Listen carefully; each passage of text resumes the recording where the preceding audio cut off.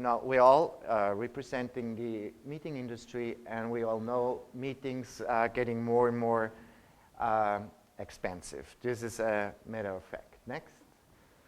People have less and less time, not only in their professional, but also in their private life. Next. The big question is, for the individual attending a meeting, is where is my return on investment of cost? Is there effectiveness? We started in 2007. We had 5,500 members. And if you look at 2011, this is the latest number, we have 10 times more members. We organize meetings and events, as we call them. The next slide shows the development of participants. And I thought this is very interesting because, as you just saw, from 2007 until 2011, we had 10 times more members, but we had only an increase of participants in the number of 21%. If I would be asked seriously, I would say there's no growth in big meetings anymore. This is how I see the social impact within our own community. We are very much concentrating on Facebook. So let's go through, and I say, yeah, we had the Congress, that's okay, next.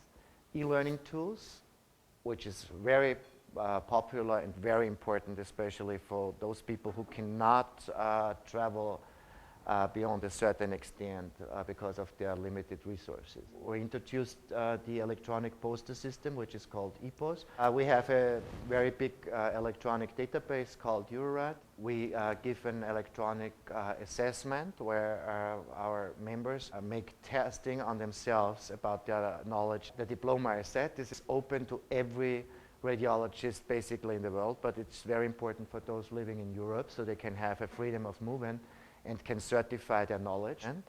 And one of the major European countries is interested in having that as their official diploma in their own countries. The school, it makes us very proud because we go to very, very far away destinations.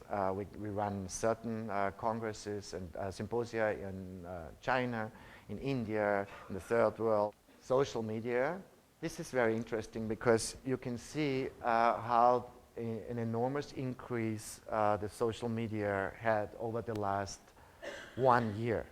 Now, currently, we have 6,500 people on Facebook, and we are aiming on 12,000 by the day of the conference in March. Now, this is a complete, for all those people who are in meeting industry for a longer time as myself, this is a very new and very important development. We are using that social media now for distributing information, of course, and we're also starting now to get income via advertisement of our industry partners. So who benefits from our activities? You can see a whole bunch of institutions, from hotel down to the city of Vienna. And that's it. Thank you. Just to give you a snapshot of the company for those who are not so familiar with Marriott. Going to focus a little bit on Europe. Yes, we do see growth potential here for Europe. The company Marriott International, we have more than 3,600 hotels, or what we call lodging properties worldwide. And really the family of brands, what we're aiming to do is to meet our customers' demands. So whether it's extended stay, whether it's an apartment complex, whether it's the luxury segment, or all the way down to the economy segment, then we really feel we have a brand and a product to meet your requirements. We've been voted one of the 100 best companies to work for by Fortune magazine since 1998. We're ranked by Newsweek as one of the greenest big companies in America. And more recently, the Sunday Times, the 25 best big companies to work for.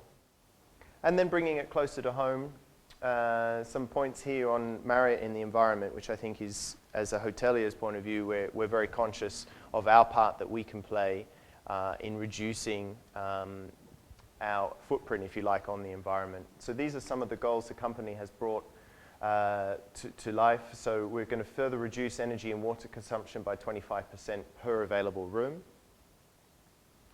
We're looking at how we develop our hotels, how we build them, the products we use. So we're working with our owners on future builds to ensure that they're meeting the very latest in green technology and energy conservation. We're working with our suppliers, which I think is a very important part of what we do in hotels, because whether it's laundering sheets or buying food, we have a huge range of suppliers that we work with. We're educating not only our guests who stay with us and giving them the opportunity to be part of that, but also our own associates. And we're investing in innovative conservation initiatives as far as water consumption.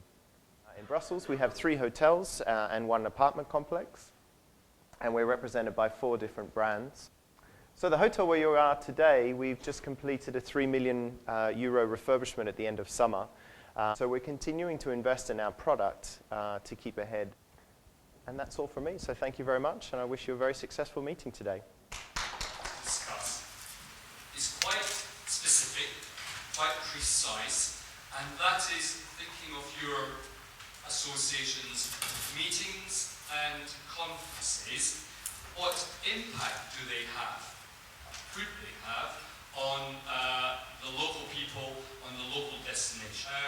We would like you to focus quite specifically on the conferences that your association holds and what you do to ensure that those conferences either have a minimum negative effect on, for example, the natural environment, or have a positive effect on communities, the communities who live and work at the destination.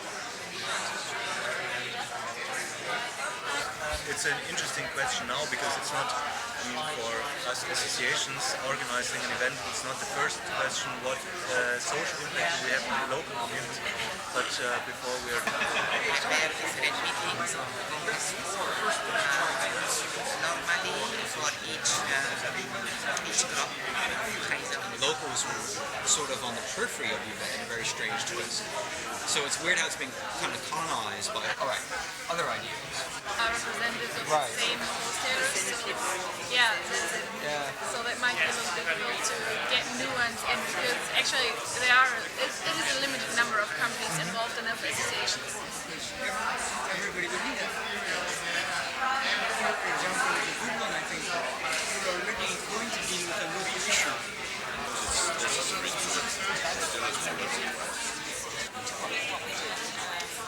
Not just to have a once-off shot. So I don't know what that would be, but I mean it would be. As an example, he gave us that every meeting that they organize, they really try to add social activities to their meetings, being then, for example, painting an orphanage or those kind of things. And it's really about volunteer work. There was one of our people saying that they have actually founded a center for learning about meditation and personal development. As a positive, many organizations are probably already doing social legacy-like activities without even realizing that they were doing it. So sometimes it's about just simply shifting your categories and then thinking further now. Okay, so we are already interacting with local businesses, we're already working with local organizations. Okay, that's a social legacy. We have one that finds itself going to a conflict zone on the one hand, and to another area where there's a very large black market economy. So their intermediaries in that case is the mafia. And they can't seem to get around this issue. And in the conflict zone. So basically, in terms of social legacy, we organize conferences on issues affecting low-income countries. And since 2008, we organized the first conference with Ben on HIV/AIDS. As an African coming from Sierra Leone, and obviously AIDS is what is getting our continent. So we try to bring together our resources. HIV/AIDS was what we did. We had good resolutions, and we took it to the low-income countries. I have my medical coordinator here, Dr. Chris Barasa, from a village clinic in Kisumu, way away from Nairobi. Just to give you an idea about my presentation, I'll quickly introduce UIA to you, our approach to the social impact or sustainability, the things that we do. Quick word on social impact. I just highlight again, destination work with Convention Bureau. We talked about the intermediary that the Convention Bureau has to be. We have really left a legacy, for example, in Marseille, where the Convention Bureau hadn't heard about it before, but has really changed their approach and has started to create this network of suppliers that focus on recycling material or reducing waste. Again, an example from Marseille, they actually haven't had a recycling system in place, but we asked for it. This is still used in the venue, so we went there and we have started this, also invested some cost on our side initially, but it will have a long-lasting effect in the destination. Our hotels are ranked by a questionnaire that we put out, and where on the booking website the participant has the choice to take the better ranked or the less good ranked sustainable hotel when they book their accommodation. Food bank, I know this is the romantic approach and it doesn't often work. I fully agree with Peter there from what he said this morning. We've really tried and managed, luckily in Warsaw, to donate a lot of food and help the food bank. We have organized exhibitor workshops, because one important thing here, and that also comes back in the communication when I go there, is inform the stakeholders and educate them and train them to support your ideas and your goals, and show them how they can contribute, how they can make something better from their participation at the events, and eventually save money by implementing those actions. We've also done health and safety trainings for our staff, and yes, other things like no more bag inserts, no more paper waste, and we've just provided a USB key for the last events where the inserts are included. We're also able, with the city, to offer free public transport tickets on a first-come, first-served basis, and it worked really well. And lastly, on the action side, we are working with Renewable World. This is a charity that organizes renewable energy projects in developing countries. And the special thing about this is that the money that we donate goes 100% into those projects. After we've done all these actions, of course, it is important to measure. We use a tool called Meet Green. So these actions are all in place, so how do you communicate them? What should you communicate? Of course, all the achievements, but also communicate what you've learned and what were the challenges, so that it really gives value to the people who read it, who want to repeat it, or who want to understand better what you will face. And what was extremely important for us is to communicate internally and externally. Externally, of course, you could increase your brand, your image, your credibility, and you communicate to the stakeholders, but internal communication is just as important, because the own team should be supporting your idea. And that's it.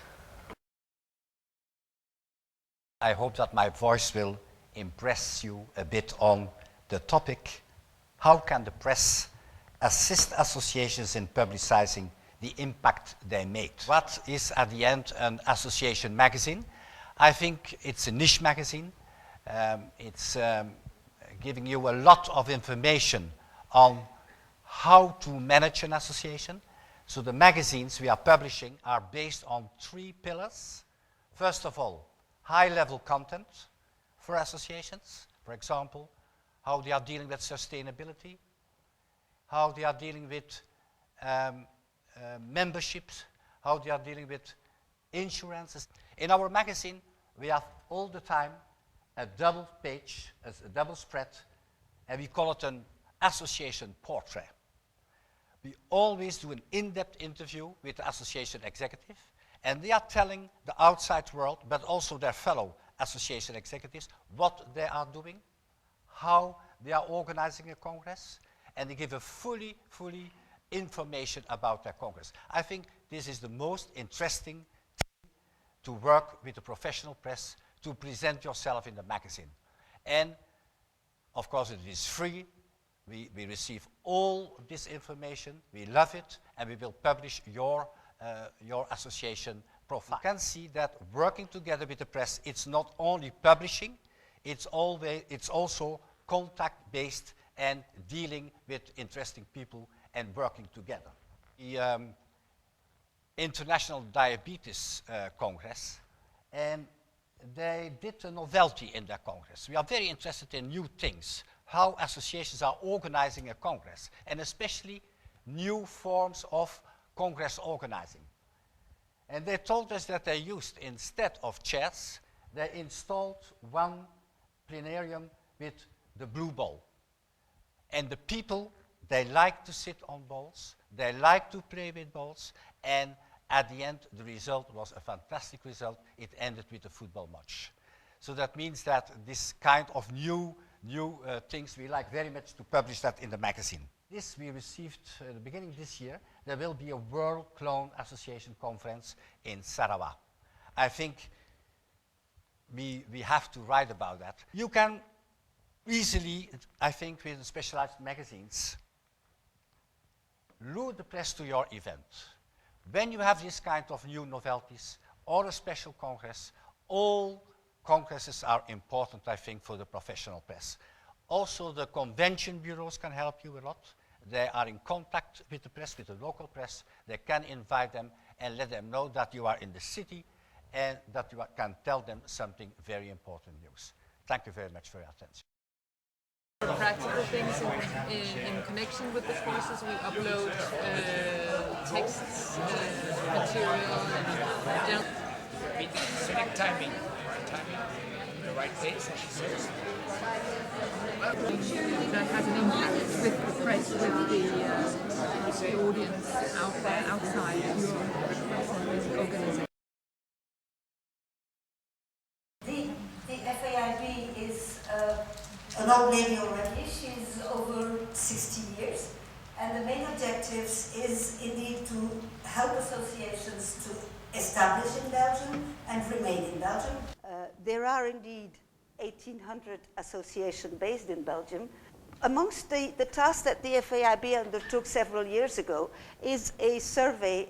The number of associations establishing or remaining in Belgium is increasing. 85% of them are indeed in the Brussels capital region. 70% are registered as INPAs, which stands for International Non-Profit Association. And they have 34% of them have a worldwide membership. Their total budget estimated used in Belgium is 1.7 billion. So it is also something quite interesting. Job-wise, this is more of their socio-economic contribution. We reckon that they generated some 11,000 jobs. Associations play a very important role in the civil society. They help removing trade barriers, and they foster the global trade, more and more looking at the sustainable aspect of whatever they do. So they're also a kind of a watchdog to see if their members will stick within the rules, because they are speaking on behalf of a corporation ultimately. The second association would be professional association. By sharing their experiences and opinion with their peers, it has a positive impact on our daily life and in developing, again, quality standards and professional qualifications. Schools, summer schools, whatever education we heard about this morning. Then you've got specific associations, which are more of a representative of civil society. It would be Patients Association, culture, education, environment. Their activities range from organizing and promoting what they do. They unify national policies, contribute to education, and encourage mutual understanding amongst different cultures. If you talk of patients of very rare diseases, if they are not together, they will never alert anybody on whatever their issues are. So again, Belgium's slogan used to be "L'union fait la force," and I think this is really true for associations. Then you've got the NGOs. These play really an essential role in alerting public opinion of critical situations around the world. In a very brief nutshell, this is what I thought associations as a whole and as a corporation, although they might not have this spirit yet, but as a corporation, they contribute to this social life of everybody. And so this, I think, closes my presentation. I might have been too rapid, and I'm happy to further develop if anybody has a specific question. I want to again thank Danielle and say that she has very well set up the context for the next activity after Hervé, which will encourage you to look at the value that your organisation adds. Ladies and gentlemen, Visit Brussels is an association, by the way. We are not for profit, and our purpose is to promote Brussels as a destination for tourism, for meetings, for everything that has to do with taking visitors to our destination. Very multicultural, lots of events taking place, there's always something happening in Brussels. As a result, the economic importance of this sector has become increasingly recognized also by our local politicians. And look at that, that is a little more impressive actually. The 45,000 jobs that are being created as a result of the tourism industry being so strong. Tourism including meetings and business travel. And yes, the first economic business sector for Brussels. We have a strategy for 2020 with sustainable economic, social and environmental performance. We hope to double the number of jobs that are connected to the sector, and therefore we hope to reduce unemployment. Now, if that's not having a social impact on a destination, then I don't know what that is. We hope by the same time, through improved environment and infrastructures and events, to also increase the well-being of our local population. On the infrastructure and services side, again, we got plenty of things to offer, and yes, quite a few projects in the pipe. Let me just mention the NEO project on the Hazel Plateau, which will act as a lung. This is the picture here in the middle that shows you how the Hazel is going to be transformed in the next few years. I introduce mobility and intermodal mobility because I think Anya mentioned how supportive we were in her conference giving out transportation tickets, public transport tickets. Of course, you know, the intermodal mobility is quite important to us. We can't have congestion because of coaches and buses touring tourists and visitors on conferences around. We want them to use the public transport system.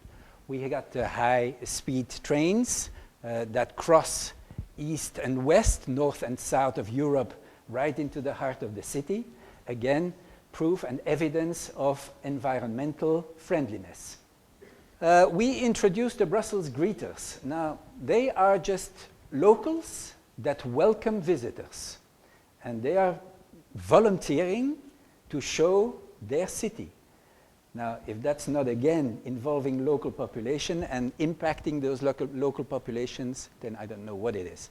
Brochures and maps used to be free of charge, and they were given out in large quantities. So we found them on the pavement, on the Grand Place, in large quantities as well, because they were wasted.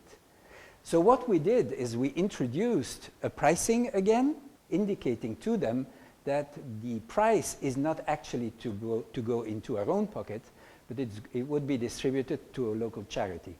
The Brussels Meetings Week, we involve schools in a career day, we involve unemployed in a job day, and all of that is again part of making the local population aware of the importance of our sector.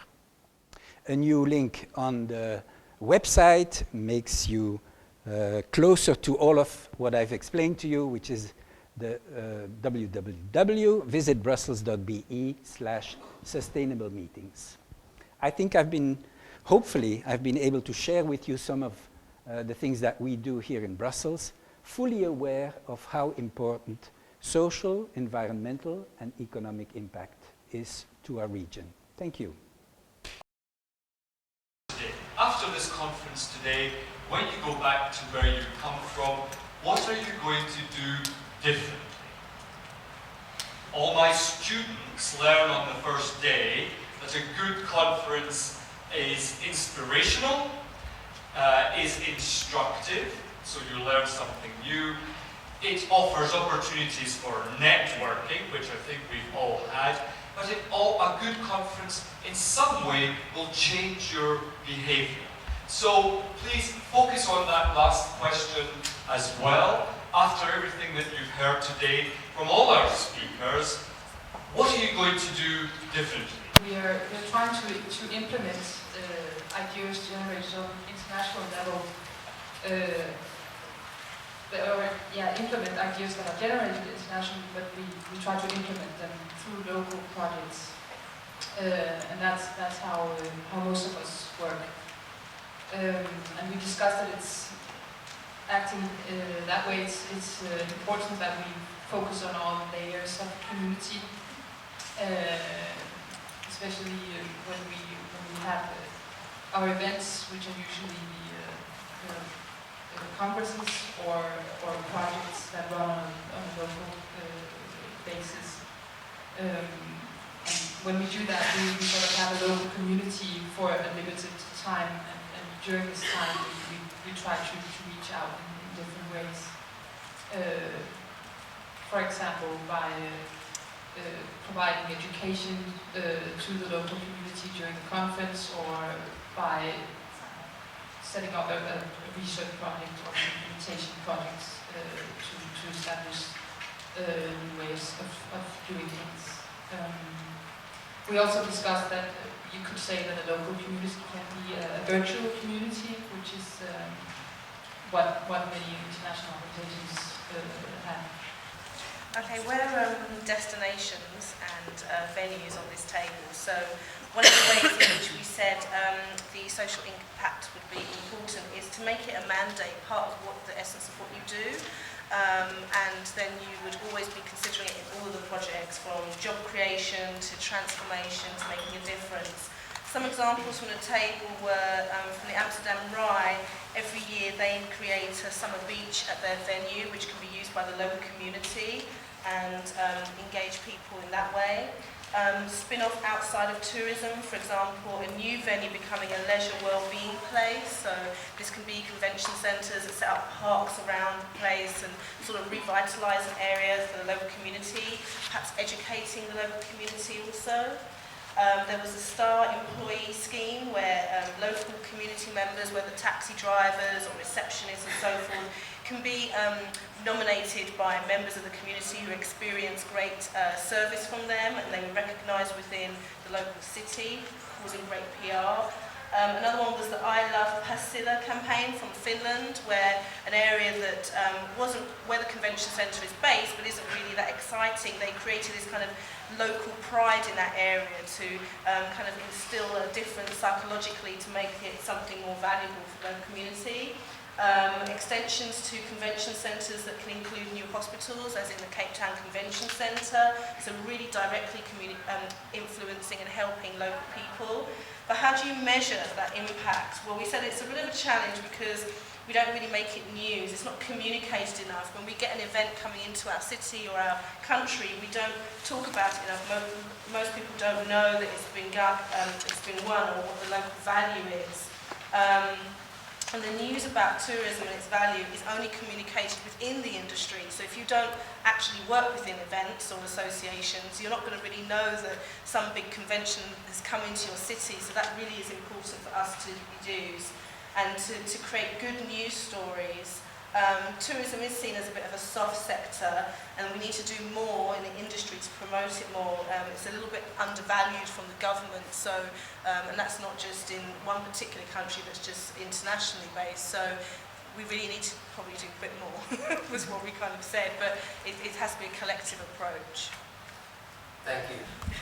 We discussed on associations, and we had an example of the Afro-European Medical and Research Network that in principle has two communities, local communities, because it's Afro-European. So we have the European community that basically is the focus of the people who stay in Europe but mobilize resources across the world, including America.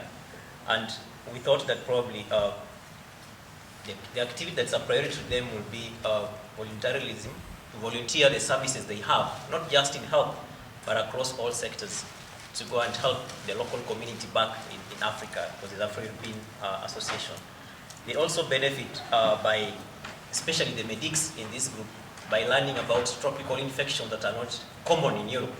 But when they go back to Africa, they get exposed to how to diagnose malaria, for instance. When they come back here, they'll be in a position to have a wider scope of knowledge. And then help develop systems that are not so much common in the African context.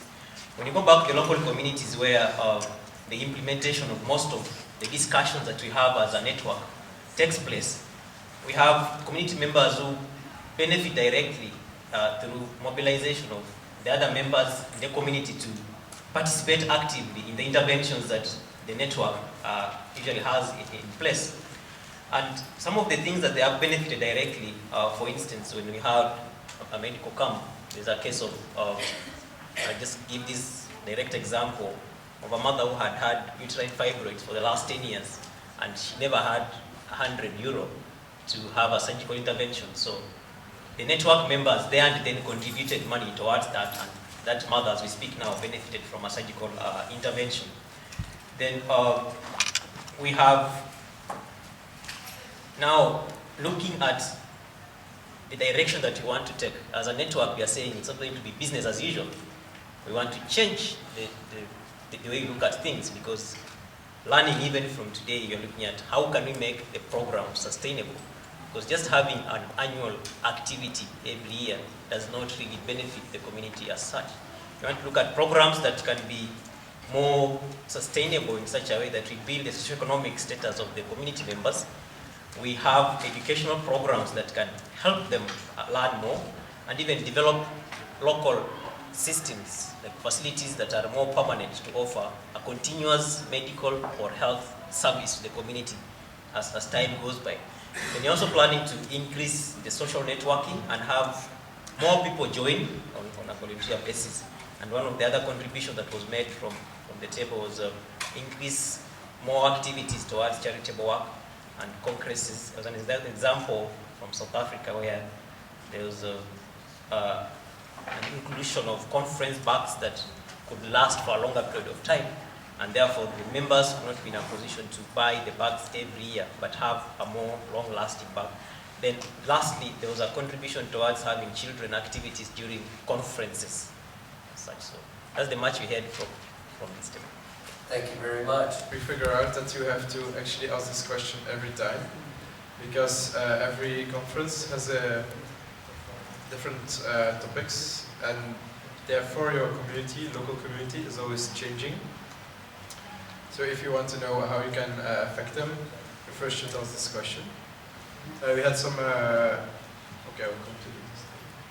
Then as priority, we realized that actually priority for this is quite low, because the biggest priority is having your conference, having your meetings.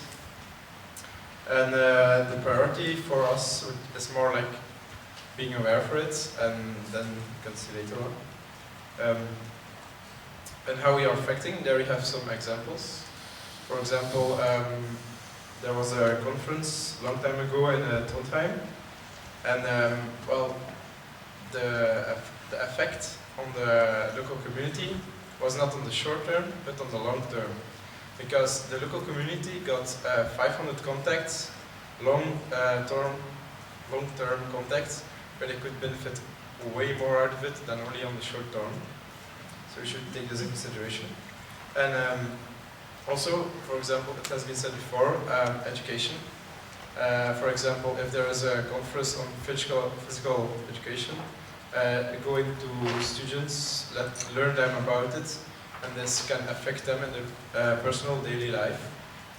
So educational is also a big effect, and that was a good message.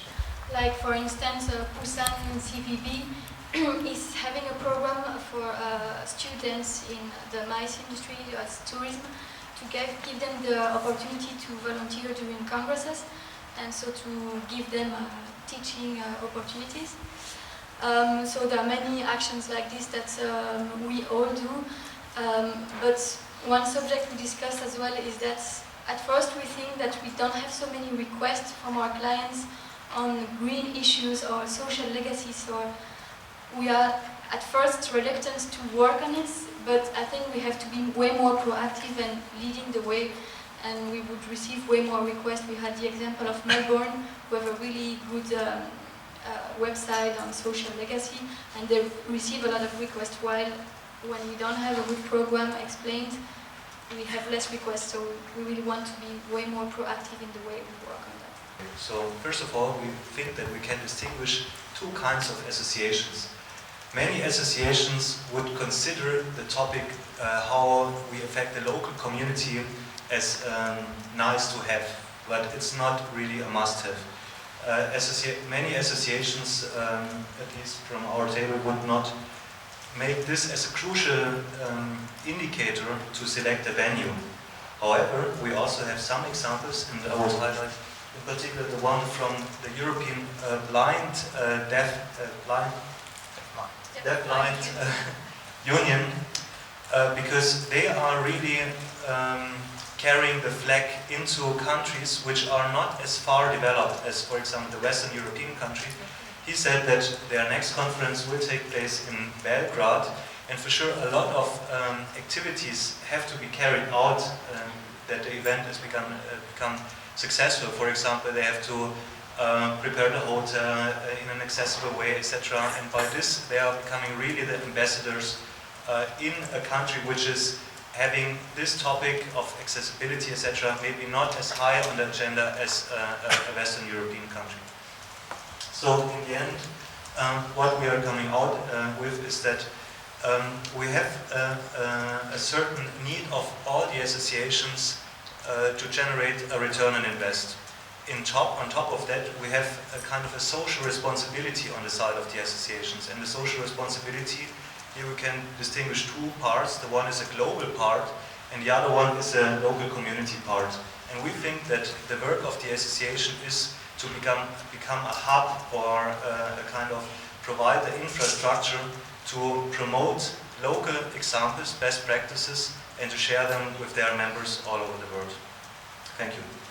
The UIA should share best practice in social media, and I just thought that maybe that's the subject for next year or the next conference, is that we would all get together and share best practice with some industry leaders in how to use social media creatively.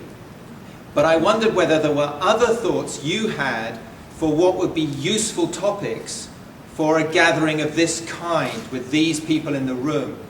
So if anyone has got an idea of what you think we should have as the key theme of our next gathering, please let us know, maybe now if you would like to, see if you get a response from the room.